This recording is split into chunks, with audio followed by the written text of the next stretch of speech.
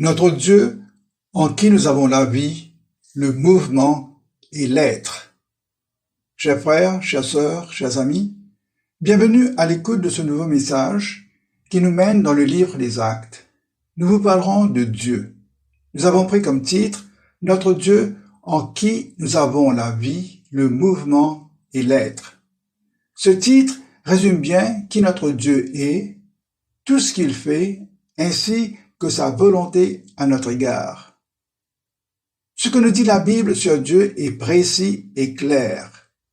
Donc, notre but est de faire un rappel de qui notre Dieu est, premièrement, pour dissiper toute confusion dans notre esprit, deuxièmement, pour fixer nos regards sur celui qui est Dieu, et troisièmement, pour garder en tête tout ce que Dieu fait pour chacun de nous par Jésus-Christ, pour que nous ayons confiance en lui et que nous croyions tout ce qu'il a révélé pour notre bien et surtout pour qu'il n'y ait pas de doute dans notre esprit.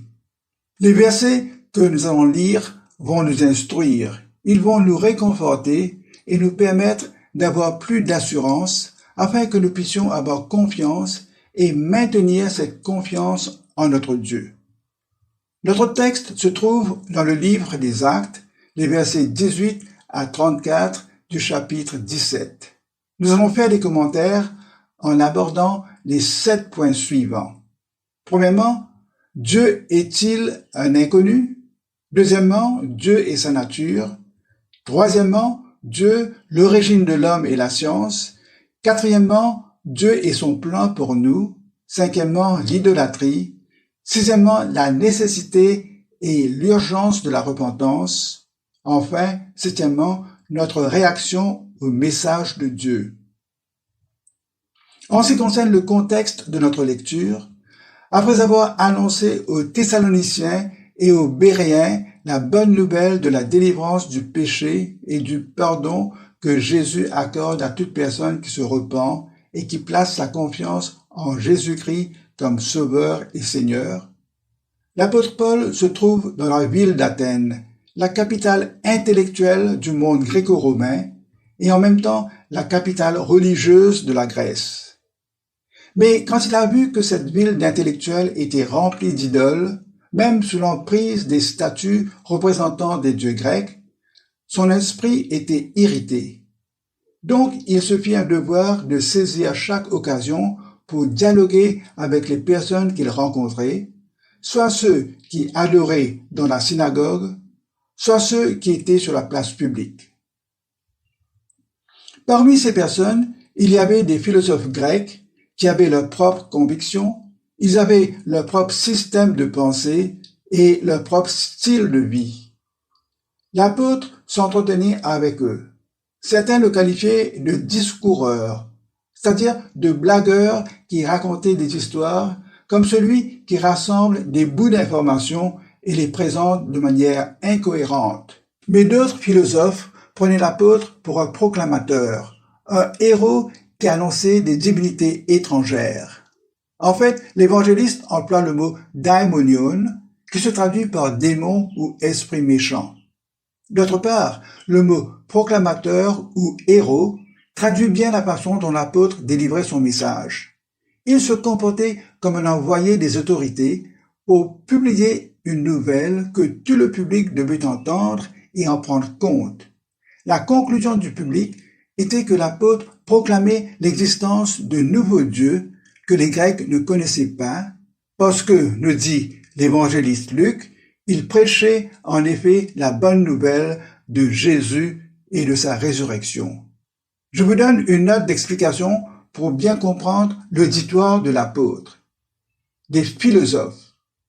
Il se trouvait à Athènes des épicuriens, c'est-à-dire des philosophes qui étaient à la recherche du plaisir comme le but principal de la vie.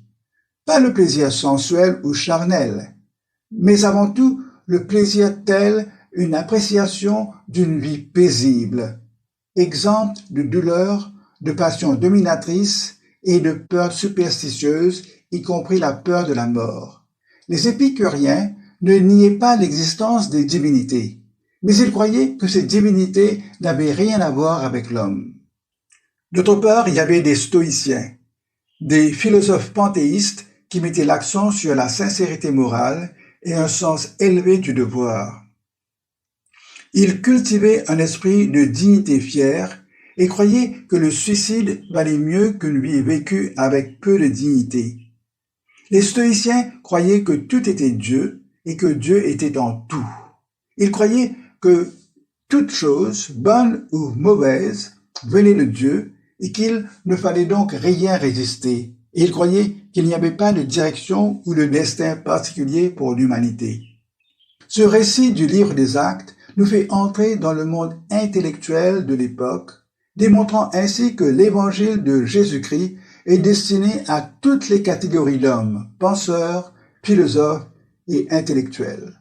L'évangéliste Luc raconte donc un moment très important concernant la prédication de l'évangile. Quand ils ont entendu le message de l'apôtre, à ce moment-là, des philosophes ont pris Paul et l'ont mené à l'Aréopage.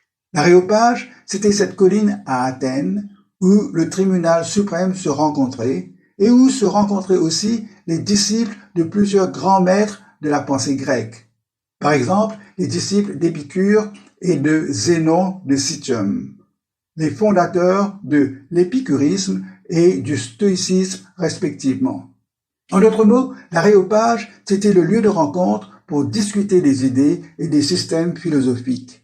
À cette époque-là, écrit l'évangéliste Luc, tous les Athéniens et les étrangers demeurant à Athènes ne passaient leur temps qu'à partager ou à écouter de nouvelles idées.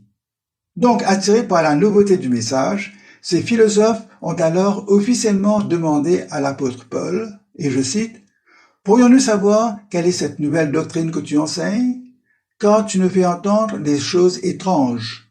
Nous voudrions donc savoir ce que cela peut être. » Fin de citation. Ces philosophes voulaient savoir plus sur le nouvel enseignement de l'apôtre, enseignement étrange à leurs oreilles. Nous passons au premier point. Dieu est-il un inconnu? Et je cite, Paul, debout au milieu de l'Aréopage, dit « Homme athénien, je vous trouve à tous égards extrêmement religieux, car en parcourant votre ville et en considérant les objets de votre dévotion, j'ai même découvert un autel avec cette inscription, à un Dieu inconnu.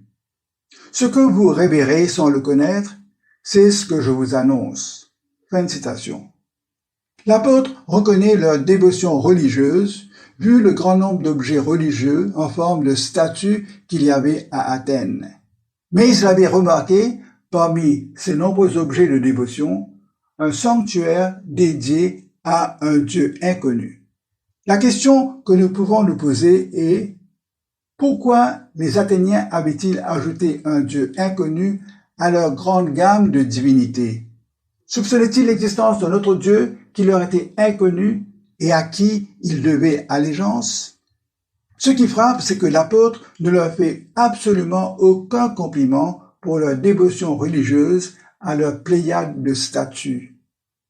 Le récit raconte que l'apôtre leur a alors dit, et je cite, « Ce que vous révérez sans le connaître, c'est ce que je vous annonce. » Fin de citation. En tant que bon communicateur, l'apôtre gagne leur attention en se référant à leur Dieu inconnu. En même temps, il comble leur vide théologique en leur annonçant le Créateur. Chers amis, notre Dieu n'est pas un inconnu. Au contraire, notre Dieu s'est fait connaître en Jésus-Christ et il continue de se révéler à tous ceux et toutes celles qui veulent le connaître.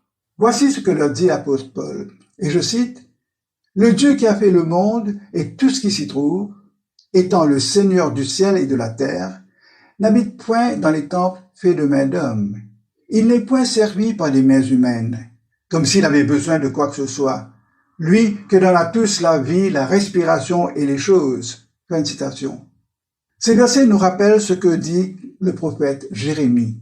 Et je cite, « Dieu a créé la terre par sa puissance. Il a fondé le monde par sa sagesse. Il a étendu les cieux par son intelligence. À savoir, les eaux mugissent dans les cieux. Il fait monter les nuages des extrémités de la terre. Il produit les éclairs et la pluie. Il tire le vent de ses trésors. » Fin de citation. Nous passons au deuxième point, Dieu et sa nature. L'apôtre leur explique premièrement que notre Dieu est le créateur de toutes choses. Il est souverain sur sa création. Il est le Seigneur qui possède et qui contrôle l'univers ainsi que notre planète qui lui appartiennent. Deuxièmement, l'apôtre dit clairement que notre Dieu n'habite pas dans les sanctuaires ni les bâtiments religieux construits par les hommes. Troisièmement, notre Dieu n'a pas besoin d'offrandes que lui présentent les hommes. Il n'a besoin de rien, car il est au-dessus de tout et il a une existence spirituelle éternelle. Nous citerons ici le psaume 50. « Je ne prendrai pas le taureau dans ta maison, ni le bouc dans tes bergeries, car tous les animaux des forêts sont à moi, toutes les bêtes des montagnes par milliers. Je connais tous les oiseaux des montagnes, et tout ce qui se meut dans les champs m'appartient. Si j'avais faim, je ne te le dirais pas, car le monde est à moi et tout ce qu'il renferme. Est-ce que je mange la chair des taureaux? Est-ce que je bois le sang des boucs?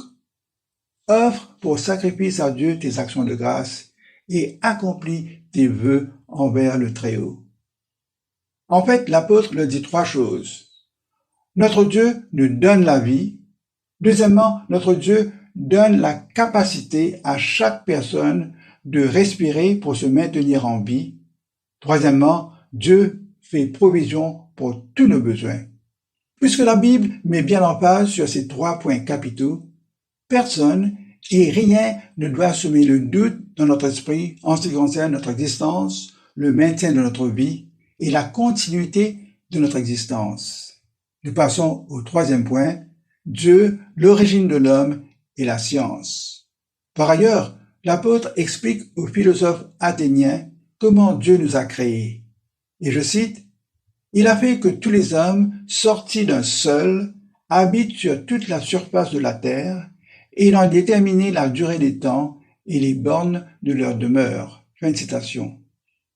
Chers amis, ces paroles de l'apôtre sont un démenti formel de toute hypothèse de l'évolution qui a causé et qui cause encore le malheur des incrédules qui y ont mis leur confiance. Ce verset 26 affirme que Dieu est le Créateur et que c'est lui l'auteur et la cause de tout ce qui existe. Nous sommes sortis d'un seul, c'est-à-dire nous sommes les descendants du premier homme Adam et de la première femme Ève. Donc la Bible dit clairement que nous ne devons pas ouvrir la porte de notre intelligence ni notre esprit à des hypothèses et autres théories improbables échafaudées par des pseudo-scientifiques. Au contraire, les scientifiques intègres reconnaissent que dans toute la création, il y a ce qu'ils appellent le design, c'est-à-dire une conception intelligente de toute forme de vie et un fonctionnement planifié de tous les phénomènes de la création. Un homme de science, qui est aussi philosophe, a expliqué que la signature de Dieu et son intelligence sont visibles dans la plus petite cellule qui existe. Tout l'univers fonctionne selon l'information et les lois que Dieu y a mises en œuvre. Et l'information ne peut venir que d'une intelligence. La matière est morte, c'est-à-dire elle est inanimée. Elle ne peut s'autogénérer, c'est-à-dire exister d'elle-même. C'est Dieu qui a tout créé et qui a établi les lois de la physique et de la gravité pour le fonctionnement ordonné de sa création. Dieu nous permet de les comprendre par l'intelligence qu'il a donnée à l'homme. Les scientifiques ne font que constater ce qui a été créé depuis le commencement par Dieu et par sa parole. Chers amis, il n'y a pas de conflit entre Dieu et la science. Les plus grands scientifiques, tels que Isaac Newton, étaient tous des croyants. Le débat entre la foi et la science est un faux débat qui est toujours frustrant pour l'athée qui n'arrive jamais à se convaincre lui-même. Chers amis, si cela vous intéresse, nous pouvons vous renvoyer à plusieurs chercheurs, scientifiques et philosophes reconnus si vous souhaitez les écouter. Par exemple, William Lane Craig, John Lennox ou Stephen Meyer. Nous passons au quatrième point, Dieu et son plan pour nous. Dieu a-t-il un plan pour nous? Quel est le plan de Dieu pour chacun d'entre nous? L'apôtre partage avec les Athéniens la volonté de Dieu. Il leur dit que Dieu veut que les hommes le connaissent. Et je cite, Dieu a voulu que les hommes cherchent le Seigneur, qu'ils s'efforcent de le trouver, bien qu'il ne soit pas loin de chacun de nous. Fin de citation. Et l'apôtre ajoute au verset 28, et je cite, « Car en lui, c'est-à-dire en Dieu, nous avons la vie, le mouvement et l'être. » Ces deux citations que Paul a utilisées sont attribuées à des poètes grecs, respectivement Épiménide le Crétois et Aratus. Paul n'a pas cité ces hommes parce qu'ils étaient des prophètes ou que leur enseignement venait de la Bible. Il les a cités parce que leurs idées reflètent une vérité biblique et en les utilisant, il pouvait construire un pont pour une communication efficace avec son public païen. En effet, pour garder le contact avec son auditoire et maintenir leur intérêt, l'apôtre leur cite ce que leurs propres poètes ont dit. Et je cite, « C'est ce qu'ont dit aussi quelques-uns de vos poètes. De lui, nous sommes la race. » Fin de citation. Les philosophes présents étaient forcément au courant de ces écrits. Nous allons prendre ici un instant pour commenter l'illustration du message qui est sur votre écran. Le symbole au centre est la lettre θ, la 8e lettre de l'alphabet grec. θ en majuscule pour représenter Dieu. De notre Dieu, nous avons la vie, c'est-à-dire le privilège de jouir de notre existence humaine. Deuxièmement, nous avons la capacité du mouvement physique, l'autonomie dans le déplacement.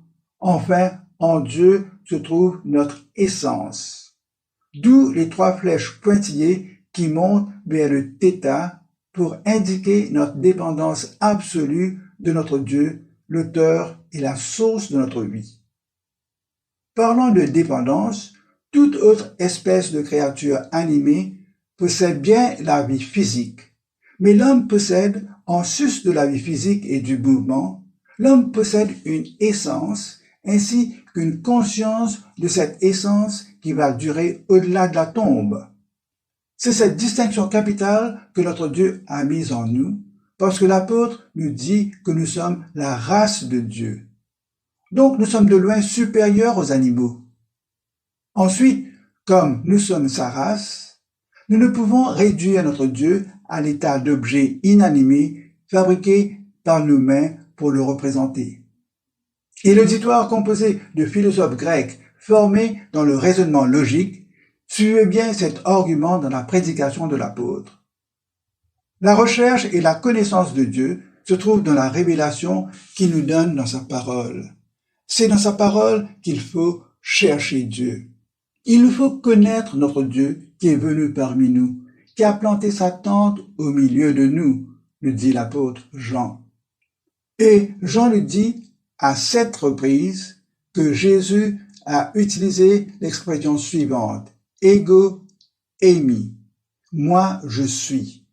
Dans ces paroles, « ego eimi », le présent indicatif du verbe être, il emphase sur « ego », moi. Christ exprime l'essence de la vie, l'essence de Dieu.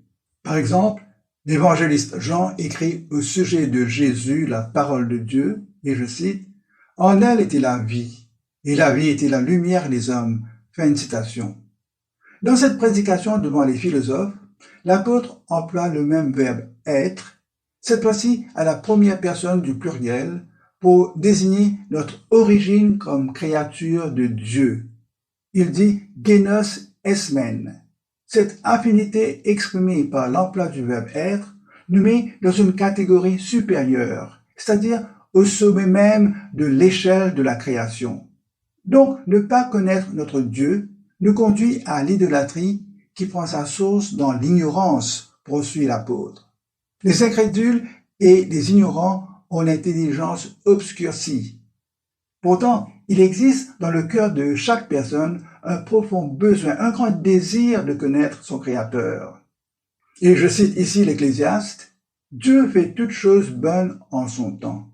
Même il a mis dans le cœur la pensée de l'éternité, bien que l'homme ne puisse pas saisir l'œuvre que fait Dieu, du commencement jusqu'à la fin. » Fin de citation. Sans vraiment chercher, de surcroît, Privé de discernement spirituel, d'une part, l'homme se met à se prosterner devant n'importe quelle personne ou image qui se présente devant lui. D'autre part, l'homme est prompt à imaginer, à fabriquer son propre Dieu, son Dieu à sa propre mesure, son Dieu pour ses propres besoins. Par exemple, il façonne des statues et construit des lieux de culte pour les y installer et les vénérer. Nous passons au 5e point, l'idolâtrie. L'apôtre expose tout ce que la Bible considère comme de l'idolâtrie, ce que Dieu a toujours condamné avec force. En effet, l'apôtre rappelle aux philosophes athéniens qu'ils ont été créés à l'image de Dieu. Et je cite, « Ainsi donc, étant la race de Dieu, nous ne devons pas croire que la divinité soit semblable à de l'or, à de l'argent ou à de la pierre sculptée par l'art et l'industrie de l'homme. » Fin de citation. L'apôtre fait ici la liste des matières qui sont utilisées pour fabriquer des objets d'adoration.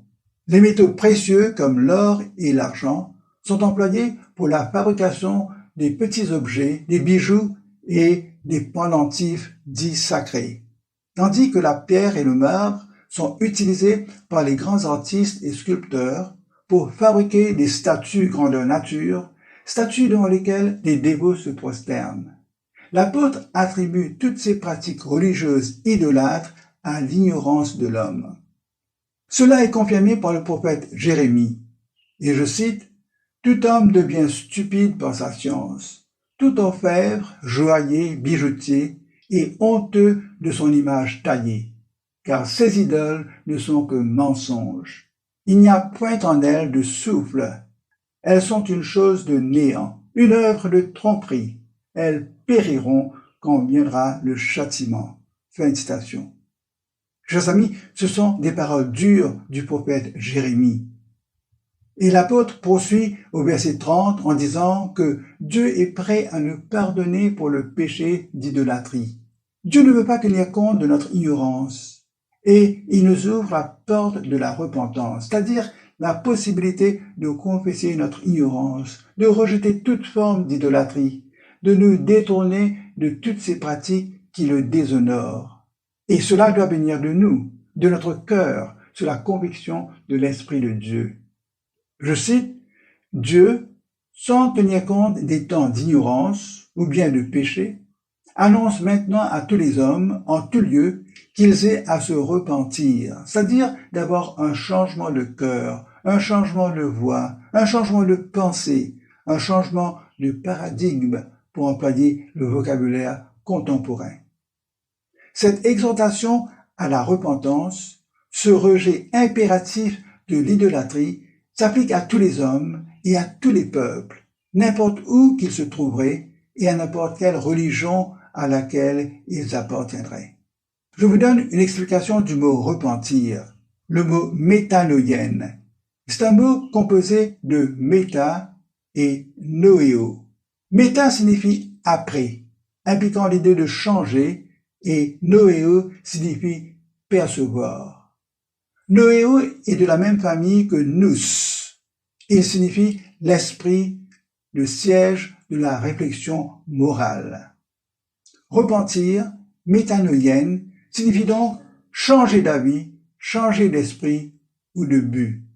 Cela implique un changement pour le mieux, un changement d'attitude et de comportement. Ce changement implique à la fois se détourner du péché et se tourner vers Dieu. Nous passons au 6e point, la nécessité et l'urgence de la repentance. L'apôtre explique aux Athéniens pourquoi la repentance est nécessaire. Il leur donne la raison comme suit.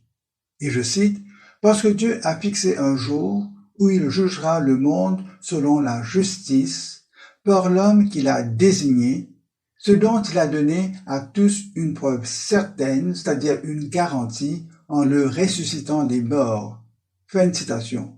En d'autres mots, l'apôtre annonce aux philosophes que la garantie que tous seront jugés selon la sainteté de Dieu lui-même, cette garantie est donnée en la personne de Jésus-Christ qui a vaincu la mort et qui est ressuscité. La justice, dikaiosune, un mot que vous connaissez déjà, dikaiosuné, et le caractère ou la qualité d'être juste. Le mot comprend la droiture et la sainteté de Dieu. Chers amis, le pardon par le moyen de la foi est une grâce que tous sont encouragés à accepter dès à présent. Comme aucun pécheur ne peut atteindre la sainteté parfaite que Dieu exige des hommes, Jésus-Christ s'est offert en sacrifice parfait et sans tache pour payer pour nos péchés et pour nous accorder la pureté essentielle afin de nous permettre d'entrer dans le royaume de Dieu. La preuve que le sacrifice de Jésus en notre faveur a été accepté par Dieu est bien sa résurrection des morts. Sa résurrection qui annonce la résurrection de tous les pécheurs repentis et pardonnés en vue d'une vie nouvelle, en vue d'un recommencement hors de la domination du péché. Et l'apôtre annonce aux Athéniens que le monde entier sera jugé selon la justice parfaite de Dieu. Cependant, ceux qui par la foi reconnaissent Jésus comme leur sauveur deviennent par la foi en Christ justice de Dieu et ils seront épargnés du jugement de Dieu. Nous passons à la conclusion. Donc, par cette prédication, résumée en une quinzaine de versets par l'évangéliste Luc sous l'inspiration du Saint-Esprit dans le livre des Actes, ces philosophes épicuriens et stoïciens ont tout entendu de la bouche de l'apôtre ce jour-là à Athènes, à savoir la possibilité d'avoir la connaissance de Dieu. Deuxièmement, que Dieu se fait connaître à tous ceux qui le cherchent. Troisièmement, la souveraineté de Dieu et sa puissance lors de la création du monde. Quatrièmement, la vie que Dieu accorde aux hommes, le fait qu'il nous maintient en vie et qu'il a tout prévu pour notre survie. Cinquièmement, qu'en Dieu, nous avons la vie, le mouvement et l'être. Sixièmement, que nous sommes la race de Dieu. Septièmement, l'interdiction de l'idolâtrie, qui est un péché très grave attribué à l'ignorance de l'homme. Huitièmement, le désir de Dieu de ne pas tenir compte de l'ignorance des hommes. Neuvièmement, un appel à la repentance. Enfin, le plan de Dieu pour sauver les hommes du jugement à cause de la mort et de la résurrection de Jésus-Christ. Mais qu'ont fait ces philosophes athéniens? Donc, nous passons au dernier point, notre réaction au message de Dieu. Qu'ont fait ces philosophes athéniens? Écoutez le récit, et je cite, « Lorsqu'ils entendirent parler de résurrection des morts, les uns se moquèrent, et les autres dirent, « Nous t'entendrons là-dessus une autre fois. » Fin de citation. Leur réaction a été la moquerie pour la plupart. Seul un aréopagite nommé Denis et une dame du nom de Damaris et quelques autres ont cru l'apôtre. Les autres n'ont pas voulu considérer l'appel de l'apôtre, préférant poursuivre leur propre philosophie.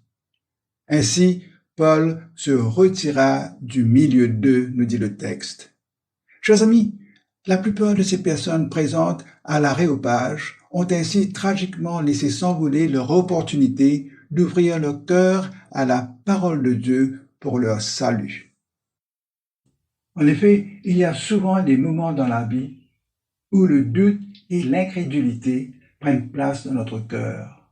Par exemple, lorsque nous faisons face à des difficultés, telles un état de santé démoralisant, la situation économique et politique, la cherté de la vie, l'incertitude de l'avenir, la difficulté de trouver un travail, le gros fardeau d'élever et de nourrir nos enfants, le flou qui nous entoure et qui nous empêche de voir clair quant à la tournure des événements, ou quand il y a une tension dans nos relations avec les autres, et surtout quand la mort frappe par surprise. Toutes ces choses peu brillantes de la vie jettent le doute en nous, et nous perdons espoir pour un avenir meilleur. Bref, comme ces philosophes qui s'accrochaient à leur propre pensée, à leur religion, leurs préoccupations et leur style de vie, nous aussi, nous entendons le message de Dieu sans vraiment y porter une sérieuse attention pour agir. Souvent, notre intelligence et notre esprit sont bloqués au point où le message de Dieu ne pénètre pas dans notre cœur. Chers amis, en Dieu, nous avons la vie, le mouvement est l'essence, c'est-à-dire notre être fondamental. Or, cette essence a été ternie et gâchée par nos péchés. Aussi, comme l'apôtre Paul, je vais vous exhorter à vous remettre à Jésus pour le renouvellement de votre essence par la nouvelle naissance par la foi en Jésus. Ne laissez pas passer cette opportunité. Vous avez entendu la parole de Dieu. Confiez-vous en Jésus-Christ.